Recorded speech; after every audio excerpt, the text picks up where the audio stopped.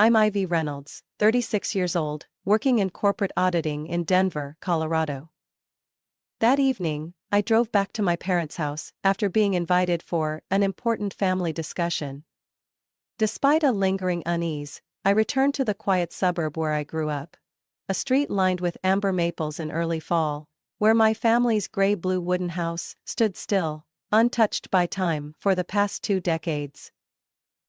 In the kitchen, the bright ceiling light reflected off the worn oak dining table where my parents, Walter and Caroline, sat across from each other. Next to them were my 2 younger brothers, Mason and Dylan. The 31-year-old twins were unemployed, still living at home, constantly defended by my mother with her go-to phrase, "They're just finding their path, honey." The smell of pot roast and garlic bread drifted from the oven, stirring memories of childhood dinners, back when I thought this house meant belonging. But something in the air tonight felt as heavy as stone pressing on my chest. Asian. I had barely pulled out my chair when my mother spoke, her fingers gripping her napkin like a lifeline. "You came at the right time, Ivy. We need to talk about a family decision." My father, the stern man who once taught high school math, now retired, continued with a flat tone, like reading out test scores. "We finalized our will, and we want you to hear it directly from us, so there's no confusion later." Mason leaned back, arms crossed, wearing a smug half-smile. Dylan shrugged, his face neutral, like he already knew what was coming. I hadn't said a word when my mother delivered the next line, like a bullet to the chest. "All the assets will go to Mason and Dylan. The house, the cabin in Estes Park, and the retirement accounts. You won't receive anything." For a moment, I thought I misheard. The room fell silent, suffocating. I looked at my mother, hoping she'd laugh it off. "Just kidding." But instead, she gave a firm nod. "Because you have a stable job and solid income, and the boys, they're still struggling. We think it's the fairest decision." I turned to my father, hoping for eye contact, even a flicker of discomfort, but he stared into his glass of water, never once lifting his gaze. It hit like a reopened wound, sharp and raw. "I've paid your mortgage for 5 years, I said, my voice trembling from hurt, not anger. "I covered over $18,000 in medical bills last year for Dad. And more than $25,000 for Mason every time he changed careers." My mother set her glass down slowly, her eyes cold. "Tendency, Ivy. You always make everything about money. You don't understand that family love can't be measured in receipts." "It's not about money," I replied, my hands clenched under the table. "It's about fairness, about showing up every time you needed me, only to be treated now like I don't exist." Mason laughed, the kind of laugh that belongs to people who've never had to carry anyone but themselves. "You just liked playing the martyr, and now you're upset no one's giving you a medal?" Dylan chimed in, grinning. "Maybe you thought if you threw enough cash around, they'd love you like some sitcom ending." Dream on. I turned back to my parents, waiting for them to intervene, to scold them. But silence. And in that silence I understood. I had no place in this family. Not if I wasn't paying for it. I took a deep breath, my chest tight. "If that's your choice," I said, unnervingly calm, "then I have one too." Mason raised an eyebrow, smirking. "Whether you gonna sue us?" I stood, sliding my chair back to the table. "From now on, don't expect a thing from me, not a cent, not a call, not a second chance." Then I walked out of that kitchen, past the simmering pot roast, the blinding overhead light, and 4 stunned faces too frozen to respond. No one stopped me. No one called my name. Only the sound of the door clicking shut. Final, deliberate, and without regret. I got back to my downtown Denver apartment just after 8 p.m., my heels tapping sharply against the hardwood floor in the silence. Without even taking off my coat, I headed straight to the dining table and opened my laptop. The bank dashboard lit up under the soft amber light. I stared at the list of active recurring payments. Each line cold and mechanical, like the heartbeat of a stranger. $1,850 per month for my parents. The remaining mortgage on the house in Boulder. $1,200 split between Mason and Dylan, a temporary living expense that became a permanent allowance. $275 for my father's health insurance. $190 for an internet service I never used but was in my name. I sat still, my hands trembling. Not from fear, but from fury at myself. Fury for letting it go on this long. It took less than 15 minutes to cancel them all. Each click felt like a clean, surgical cut. Recurring payment successfully canceled. 4 times in a row. I stared at the final confirmation as if it were a court sentence. Not for them, but for me. Not even 10 minutes later my phone buzzed. The caller ID read, "Mom." I wasn't surprised. I didn't answer. She called again. Once. Twice. On the 4th call, I picked up. "Ivy?" Her voice was sharp, breathless. "What the hell did you just do? Your father said the account didn't receive the payment this week, and the internet is down." I leaned back in my chair, my voice calm. "I just stopped doing what I should have stopped a long time ago." "Do you realize how this affects us?" she snapped, voice shaking. "This household depends on your support. We're family, Ivy. Families help each other." I squinted out the window at Denver's city lights fading behind the evening fog. "Family?" I said. "You talk like I've never done anything for this family. Like I haven't paid the mortgage, medical bills, utilities for 7 years. And now, just because I've done better than Mason and Dylan, I get erased from the will. You're making this more complicated than it is," she barked. "The inheritance was a hard decision. But you're not in need. Your brothers are struggling. They need a foundation." I let out a dry laugh. There was nothing funny about it. If I'm not in need, why does the entire house rely on my money to stay afloat? If money doesn't matter, then let Mason and Dylan pay the bills. The other end went silent. I knew that silence, not guilt, but being cornered with no response. "Ivy, you've become cold. This isn't the daughter I raised. You never really saw me, Mom. Just the credit card with my name on it."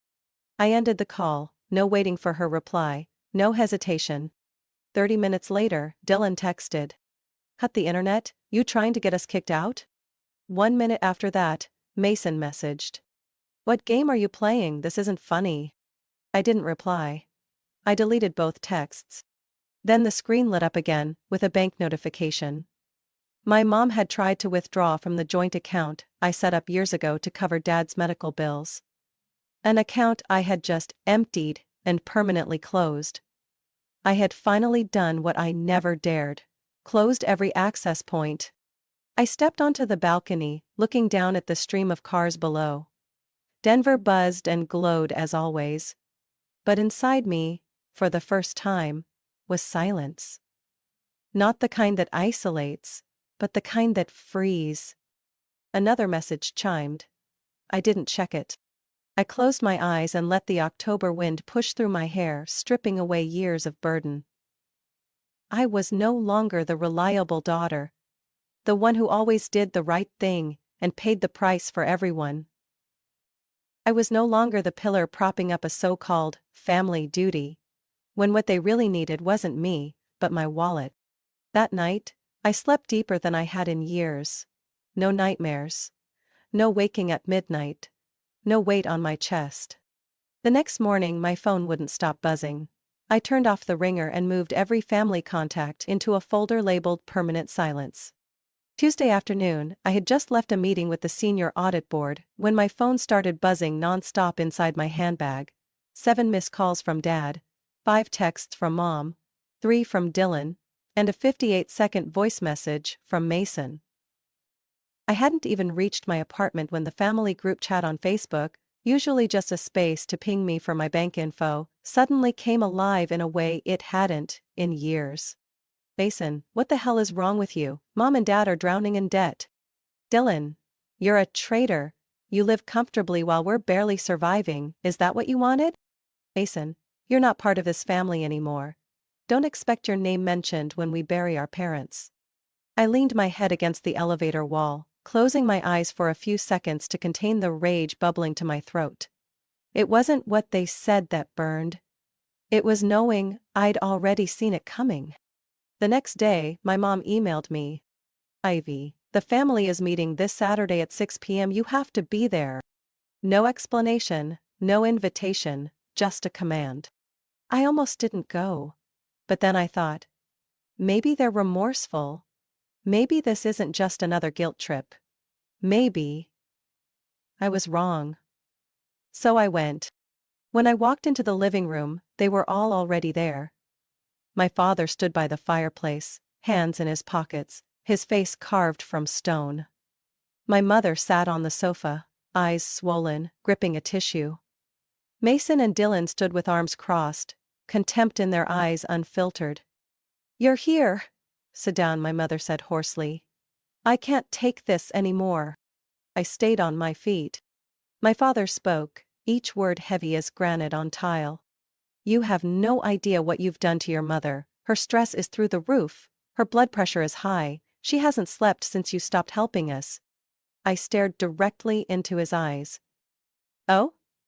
Did she sleep just fine when I was working double shifts to pay off your medical debts?"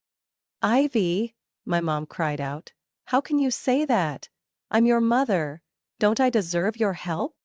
I gave a soft, bitter laugh. "You call draining my finances for 10 straight years helping?" Mason jumped in, voice laced with venom. "You've got no heart. You made some money and now you think we're trash." Dylan sneered beside him. "Or do you think being an auditor makes you better than us?" I didn't flinch. "It's not what I do, it's what I won't do anymore. If this family only sees me as an ATM, then I don't want the label family at all." My mother burst into tears. "You're tearing this family apart over money." I tightened my grip on my bag strap. "No, Mom. The years of your silence tore it apart. Long before I did anything." No one said another word. The room fell into a suffocating hush. I turned and walked out, each step on the wood floor drawing a line I would never cross again. I left with a truth they were too afraid to say out loud. They never loved me for who I was. Only for what I could provide. And that night, for the first time in years, I blocked every family contact from my phone. Calls, texts, social media, everything. They can say whatever they want, call me a traitor, but I know this. Betrayal didn't come from me. It came from them. The moment they decided I was a wallet before I was a daughter. 3 days after the family meeting, I got home late from a presentation to the investment board. Light rain was falling, the air damp and cold. Perfect weather to shower and collapse into bed.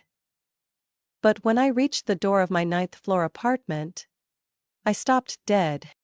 The entire electronic lock and door handle had been sealed shut with thick gray industrial adhesive. A smooth, even layer. Still not fully dried. The chemical smell was fresh and overwhelming. I stood there, heart pounding. But my mind sharp. This wasn't an accident. It was deliberate. I pulled out my phone and opened the hallway camera app I had installed last year after a break-in in the building. Rewinding footage from earlier that day, I paused at 3:47 p.m. A man appeared.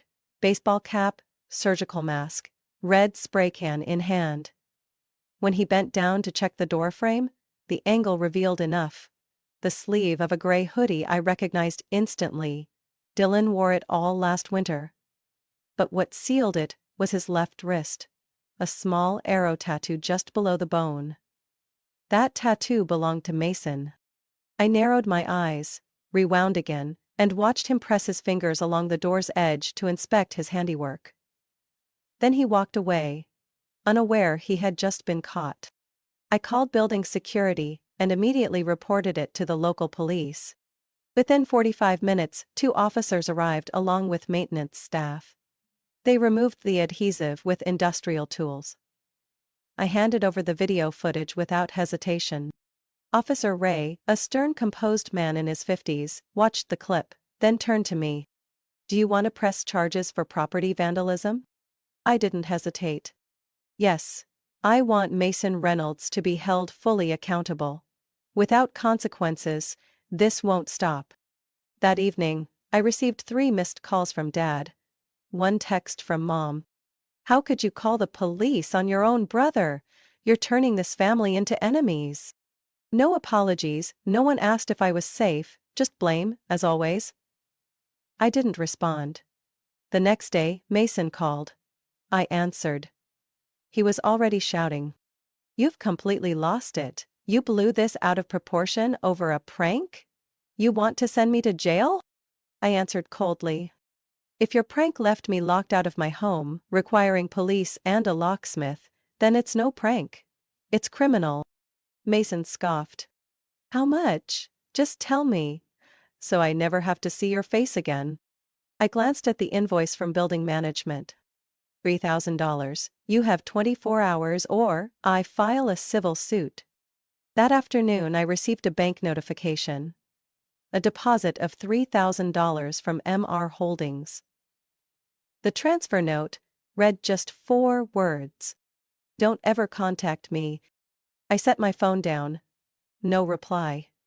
There was nothing left to say. As dusk settled, I made a cup of ginger tea and sat alone by the window.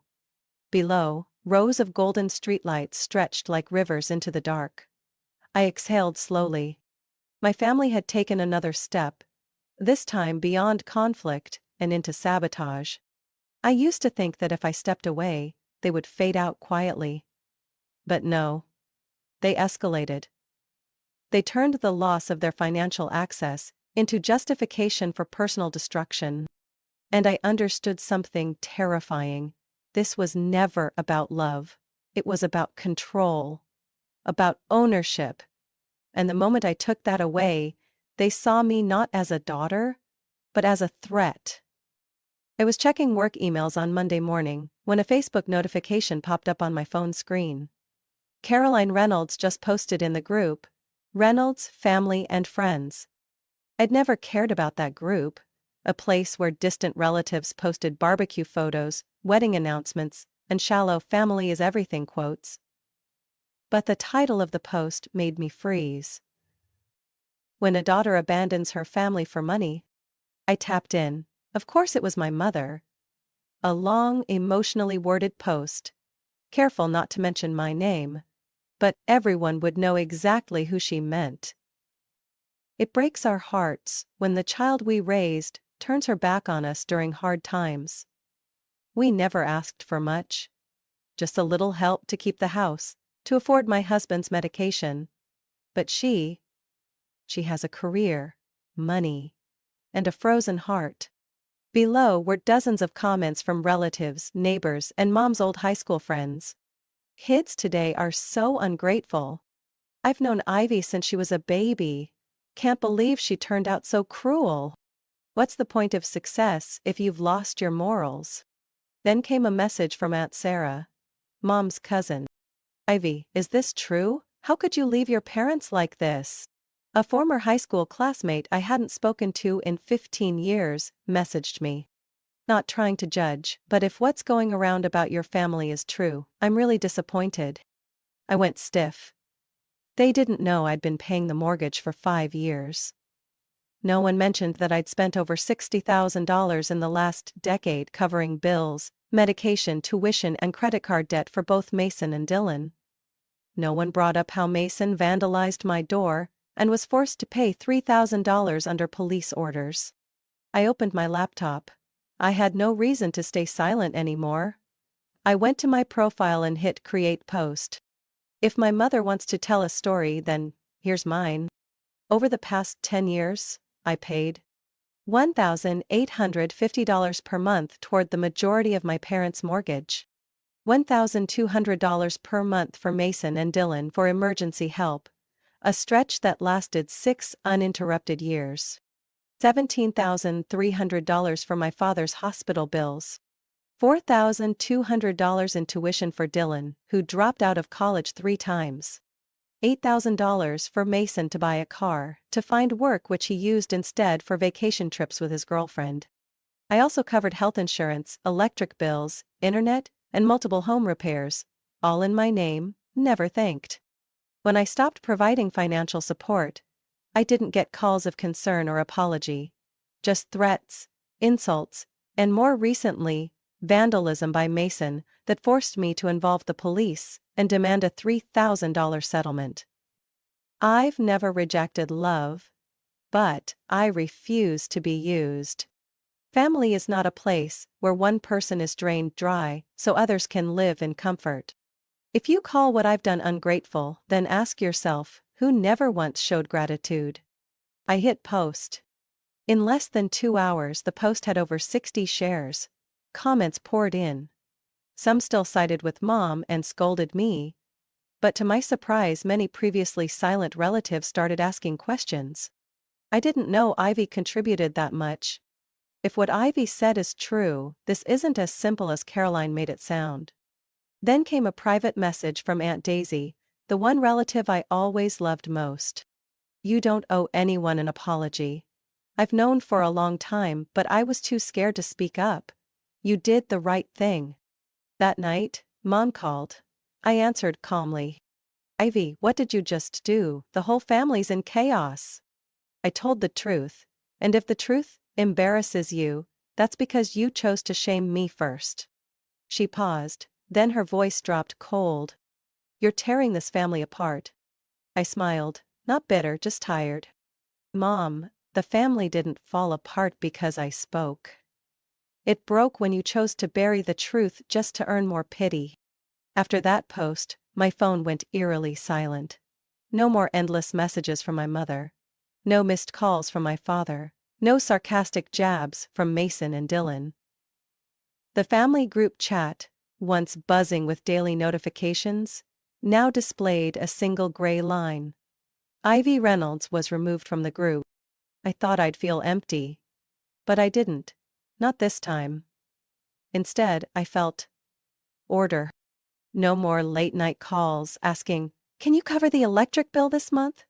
No more weekend mornings starting with, "Mason's unemployed again." Or, "Dylan got dumped, he needs a few weeks to rest in Florida." The quiet in my apartment no longer felt like loneliness. It felt like freedom. I returned to work with a clarity I hadn't known in years. No more mental juggling between client audits and wondering whether my parents could afford their insurance premiums. Every thought now pointed in one direction. Me, and my path forward. 3 weeks later, during a mid-quarter review meeting, our executive director asked me to stay behind after everyone else had left. She closed her laptop, peering over the rim of her half-fame glasses. Ivy, I'll be blunt. You're the only person on the team who hasn't missed a single deadline in 3 straight quarters. I nodded quietly. And your handling of the Valora financial restructuring? They signed a 3-year retainer with us. That's never happened before. I still didn't say a word. I've never been the type to brag. Oh, starting next month, I want you as our new regional audit director for the Northwest. Your salary will be adjusted accordingly, but I'll need an answer within 48 hours. I stood, shook her hand. I won't need 48 hours, Ms. Collins, I accept. That evening, I opened a bottle of red wine, one I'd been saving for years, never quite feeling like I deserved to celebrate. I stood on my balcony as the first chill of autumn brushed my face. The Rockies loomed faintly in the distance. The city below still buzzed, but within me, peace. For the first time in years, I celebrated a win without hiding it, without bracing for the inevitable message from my mother. Congrats, but can you help Dylan with his car insurance? No more but.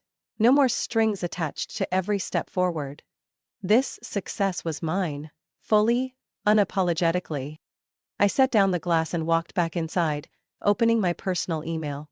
There was a message from an unfamiliar address. An old college friend, now an advisor for a nonprofit. She wrote, I read your post about your family. I never knew you'd been through so much, but the way you wrote, honest, grounded, never blaming, made me wonder. Would you be willing to share your story in a panel on women and family pressure in American culture? I read the message twice. Part of me wanted to say no. After all, silence had been my safety for years. But I'm not there anymore. I typed 2 lines. I'd be honored to speak. I know I'm not the only one who's lived this. When I hit send, I didn't realize this would be the first time my story was truly heard, not as a tragedy, but as a declaration of the right to live for myself. I booked a ticket to Florence on a November morning, just as the cold had swept through Denver and the first snow still lingered on the rooftops. The flight lasted 10 hours, with a layover at JFK, then straight into Peretola Airport. I didn't tell anyone, didn't pack expectations. I only knew I needed to stand somewhere no one knew my name. The city revealed itself with blazing red roofs, cobbled streets, and church bells chiming like the soul's internal clock. I rented a small apartment near Piazza Santo Spirito, where the balcony faced a stretch of honey-colored domes glowing in the afternoon light. On my second evening in Florence, I sat in a quiet café called Café degli Artisti. It was a modest place, hushed, filled only with the dense scent of espresso and the sound of pages turning at the next table. I was scribbling a few lines into my notebook when a soft male voice came from across the table. "Excuse me, is this seat taken?" I looked up. A man in his 40s, tall, with chestnut hair tinged with gray at the temples, wore a tweed coat and held a hardcover book. He smiled.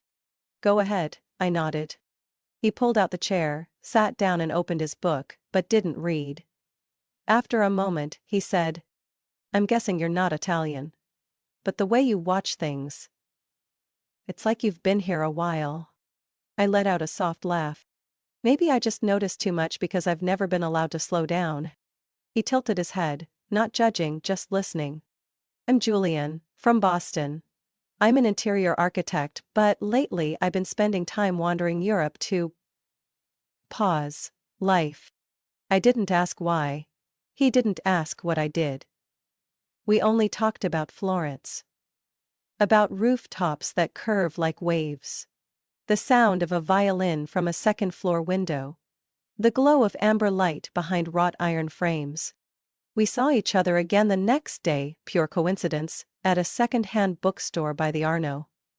Then again, at the flea market near San Lorenzo. By the third time, I offered, "If you don't mind, I know a place that makes the best walnut toast in Florence." He smiled. "I'll follow, you lead." That's how we began spending time together. No schedules, no expectations. Just warm coffee in the mornings by the window, late afternoon walks through golden alleys, and shared bottles of Chianti on an old rooftop terrace. Julia never asked about my family. He never pretended to understand or offered shallow advice. He just listened when I talked, and when I didn't, he stayed silent. The kind of gentle silence I'd never known before. One evening, as we sat on the steps of Santa Croce, I said without thinking, "I used to believe that if I gave enough my family would finally see me. But in the end, they only saw what I brought, not who I was." Julien turned toward me, eyes softening. "Maybe it's because they only knew how to love what they needed. And you're learning how to love yourself without needing a reason." I looked up at the Florence night sky. Deep black, starless. But beneath it, the entire city shimmered, as if lit from within. I returned to Denver after 3 weeks in Florence, feeling as light as if I'd just shed an old skin that had clung to me for far too long. I restarted my work routine, but this time, not to prove anything to anyone. This time, I was investing in myself. I had quiet mornings, unhurried evening walks, and a reading list no longer interrupted by desperate text messages. One morning in late December, just as I was making coffee, my phone buzzed. A message from Lori, my distant cousin on my mother's side. It was a single line. "Ivy, you should know. your parents are working night shifts at the warehouse in South Aurora. I froze for a moment, coffee still tilting in my hand. I didn't respond right away. By noon, another message came in. This one from an old college friend of Dylan's. He's working part-time at a car wash. Got kicked out of his apartment for not paying rent. I wasn't surprised. And strangely, I didn't feel hurt. I knew why they ended up that way. They never learned to stand on their own feet. For years, I had unknowingly become their crutch, one they never wanted to let go of, until I pulled away and they fell. Not because I wished for it, but because I couldn't live forever under the weight of borrowed gratitude that was never returned. That evening, I pulled a red card from my drawer. This Christmas at Ivy's place. Only for those who know what real love means. I sent it to a small group of friends, and one relative I still stayed in touch with, Aunt Beth. Aunt Beth, my mother's younger sister, was the only one who quietly reached out after my article went public. You didn't do anything wrong, I always saw how they used you. But I never had the courage to say it. On the afternoon of December 24th, she was the first to arrive. She brought a tin of ginger cookies, a bottle of warm apple cider, and a hand-knit wool bracelet. Did you know this is the first Christmas invite I've received since 2012? I smiled and placed a hand on her shoulder. Then we'll make this one count. My friends trickled in after that. Co-workers, neighbors, 2 college classmates. No one mentioned family. No one asked who I was angry with. They simply brought food, kind wishes, and the most precious thing of all, their presence, given freely. We had dinner around the long wooden table, candlelight casting shadows on the walls. There was laughter and moments of silence that didn't feel awkward. A little neighbor kid crawled into my lap and asked, "Miss Ivy, do you have any family?" I nodded, then pointed around the table. "This is my family." Later that night, when most had gone, Aunt Beth and I stood on the balcony, watching soft snow begin to fall. "Still no word from your mom?" she asked. I shook my head. "And I'm not hoping for any." She didn't lose touch. She chose silence. And I'm choosing not to open that door again. She didn't say anything more, just gently squeezed my hand. I stepped back inside, looking at the cleaned-up table, chairs neatly pushed in. No noise, no chaos. Yet my heart felt full. Every space in me, once reserved for waiting, had been filled by people who truly saw me. I don't know how my parents or my siblings will get through this winter. I don't know if they'll resent me forever. But I know one thing for certain. I don't owe them any salvation. Lived for them for far too long. Now, I choose to live for myself. And that was the first Christmas gift I ever gave myself. The gift of peace that needed no permission. January in Denver usually hits like a slap, sharp, cold and unforgiving. But this year, something about the air felt softer.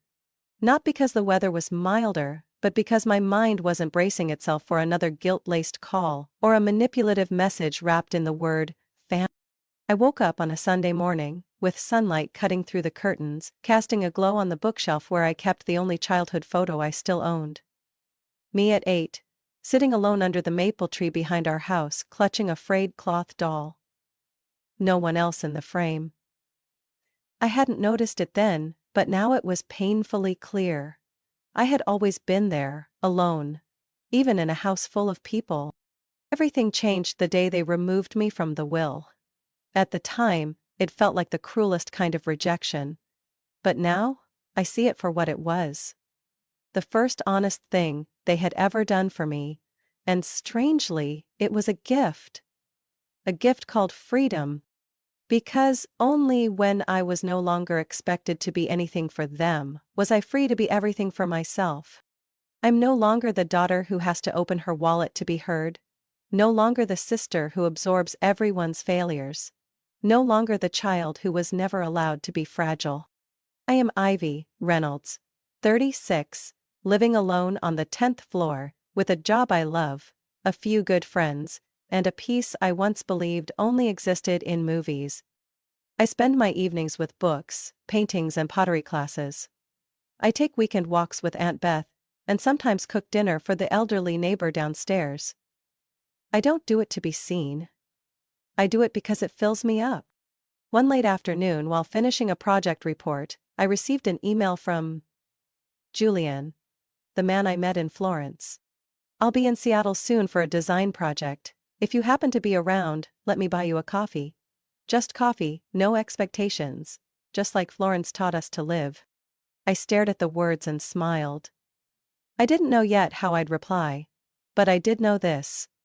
I was no longer afraid of connection. Because now, I was strong enough to choose.